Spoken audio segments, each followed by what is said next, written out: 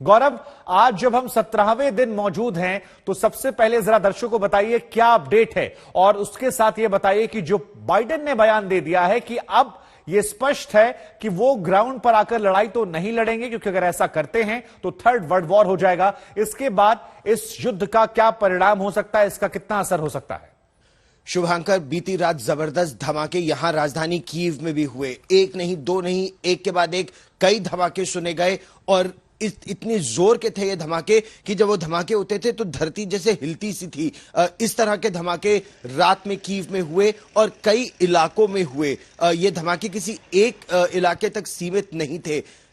Kyiv के अलावा Irpin और बूचा में बीती रात जबरदस्त बमबारी की गई, क्योंकि इस रास्ते से रूस की सेना आगे बढ़ने की कोशिश कर रही है और वहां उसका जबरदस्त विरोध हो रहा है। इसी तरह ब्रोवरी में, जहां से आज तक लगातार रिपोर्ट करता रहा है, ब्रोवरी में धमाकों की आवाज आई है। यानी कीव की तरफ आगे बढ़ने के लिए अब रूस की सेना ने बड़े हवाई हमले या मिसाइल हमले, रॉकेट हमले, इनकी ताबड़तोड़ शुरुआत इस समय राजधानी कीव और आसपास के इलाकों में कर दी है।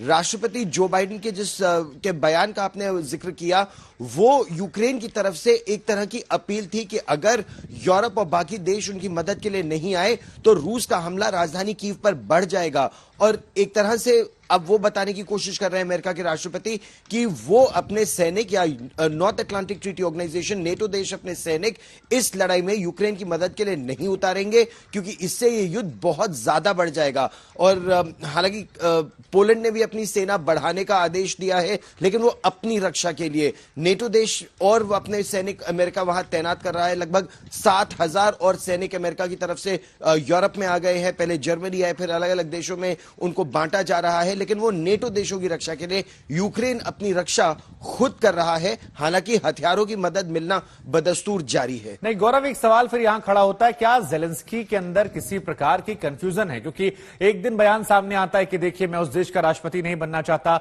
जो गिड़गिड़ाकर या घुटनों के बल पर बैठकर नेटो में शामिल होना चाहता है। उसके अगले दिन ही जब बातचीत सफल नहीं होती तो कहते हैं कि देखिए आइए वापस मदद कीजिए, नहीं करेंगे तो नुकसान हो जाएगा। अमेरिका बार बार मना कर रहा है।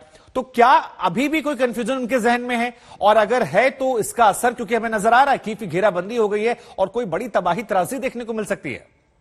कीव की घेराबंदी पश्चिमी दिशा को छोड़कर लगभग पूरी है। दक्षिण से, पूर्व से, उत्तर से और उत्तर पूर्व से, चार तरफ से कीव पर हमले इस समय हो रहे हैं। और पश्चिम में भी जिस तरह से इवानो फ्रैंको, जो बिल्कुल पोलैंड की सीमा के निकट एक महत्वपूर्ण एयरफील्ड है यूक्रेन की, उस पर इवानो फ्रैंको को कल निशाना बनाया गया था। यही दर्शाता है कि तीन तरफ से घेराबंदी हो गई, चौथी तरफ से केवल लोगों की आवाजाही के लिए रास्ता खुला है। लेकिन वहां भी रूस ने संकेत दे दिया है कि अगर हथियारों की सप्लाई जो उसी दिशा से हो रही है, अगर वो चलती रही तो उसको भी निशाना बनाया जाएगा। और एक तरह से तो राष्ट्रपति जेलेंस्की घिर चुके हैं, दूसरी तरह से ये कह रहे हैं कि अगर हम घिर भी गए हैं, हम फिर भी लड़ते रहेंगे। पहली बात। दूसरी बात, थोड़ी निराशा उनको ये है कि जिस संख्या में उन्हें हथियारों की आवश्यकता थी, उस संख्या में उन्हें गौरव, हम आपके पास आएंगे, आपसे ज्यादा जानकारियां लेंगे, लेकिन दर्शकों को बता दें कि रूस पर यूक्रेन का हमला जारी है। 16 दिन बीत चुके हैं, 17वां दिन है, फिर भी अमन शांति की कोई उम्मीद नजर नहीं आ रही, जैसा कि गौरव भी जानकारियां दे रहे थे।